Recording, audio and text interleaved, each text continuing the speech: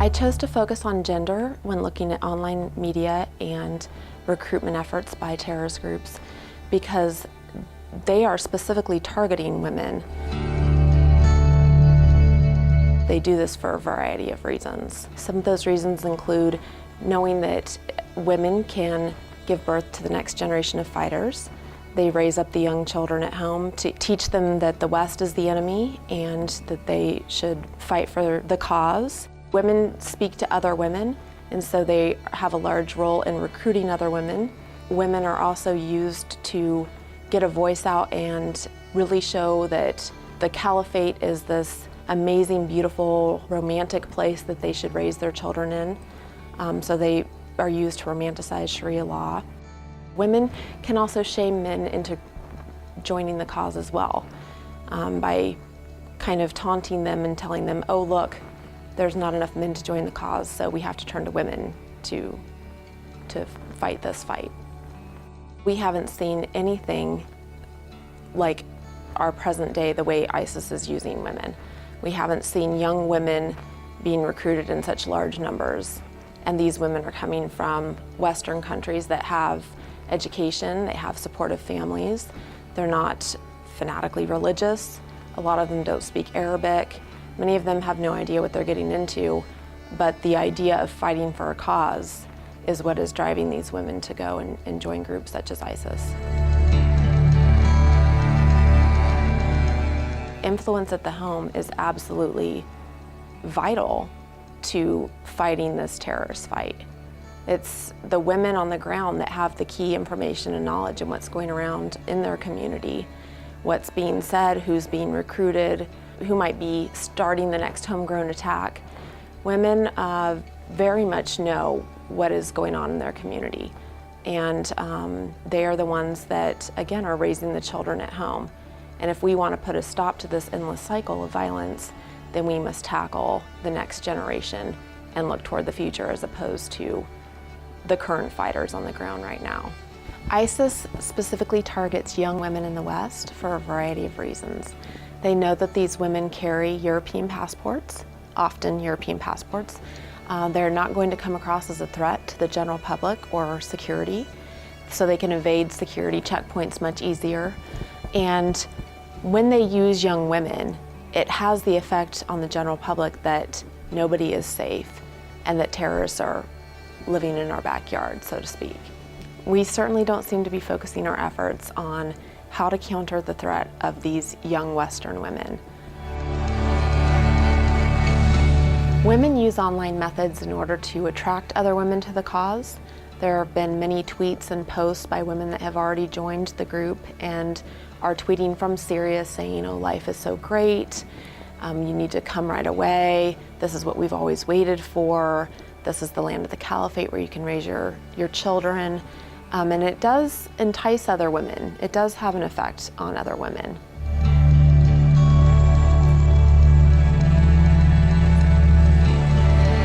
It does have a huge impact when a woman straps a bomb to herself.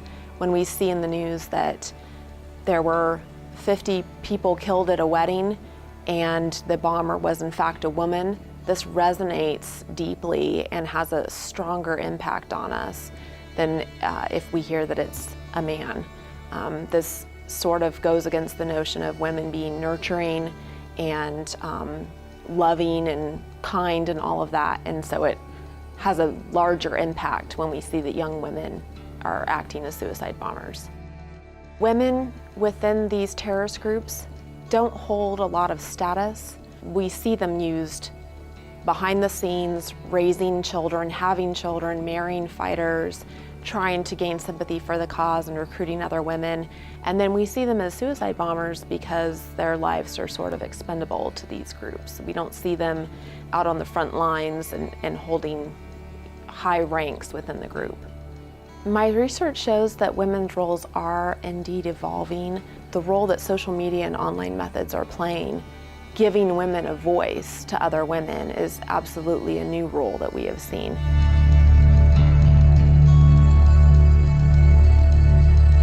We have seen that the women that are recruited, these young 15-year-old girls that travel to Syria, they really don't know anything about Islam or Sharia law or the reality of it or what it all means. It just sounds good to them to run off and marry a jihadi fighter and fight for a cause in which really they have no understanding of what they're getting into and what these groups believe.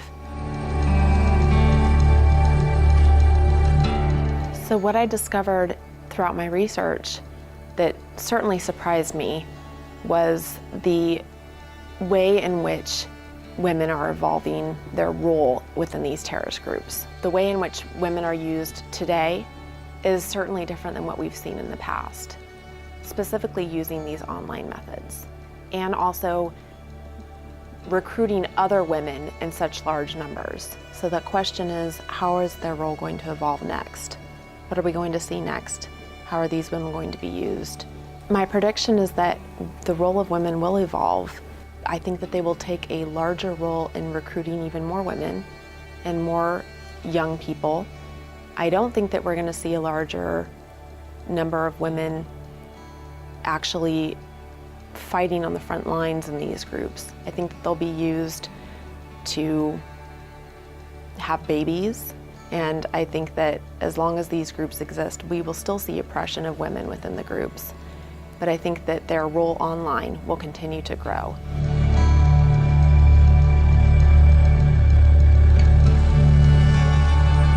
So one of the points that I want to drive home for analysts and planners that are studying this topic, that are looking at this issue and how we can change things in the future, it's very mixed research out there as to what is working and what is not. We don't have a firm grasp on successful counterterrorism methods for this online targeting and recruitment. I think that we will see more research done on this topic, but it's still a growing field in terms of national security. Women have been used within terrorist groups for a very long time, but not in the ways that we've seen now. Their role is definitely evolving, and I think will continue to evolve.